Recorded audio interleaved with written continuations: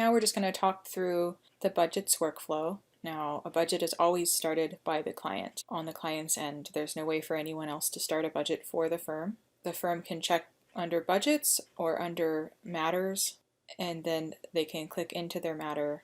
And if there is a budget, then it'll be here at the bottom of the matter, and they can click into it there if there's one that exists. But otherwise, they can click here on budgets. They can search by their matter name, they can narrow it down by their client name, etc.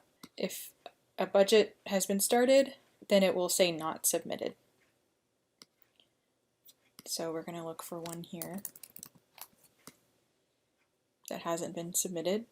We'll just quickly put something in here.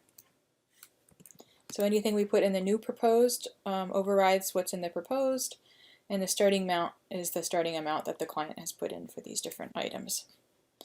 So we can save it. Nothing happens to it. It doesn't go anywhere. It's just the amount that's been saved. And you can see the status here is not submitted. The status here is not submitted as well. And then when we submit it to the client, the status should change to pending client retrieval. However long it takes for the client system to sync with that change is dependent on the client system. So that could be anywhere from a minute to up to 24 hours. At that point, when the client system is validating the budget, the new budget entries from the firm, it will change to pending client approval, which means they're making a decision on it. But before it changes to that, we can cancel it. But if we just let it keep going, the client will change it to approved or rejected.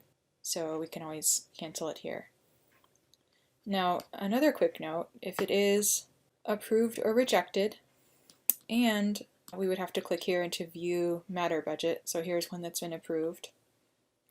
If it says that open budget requests, so this is a setting from the client, and this period hasn't passed already, then they would have a button here for rebudgeting if they wanted to rebudget. If the period is passed, then they won't be able to rebudget. So in that case, they would want to contact the client.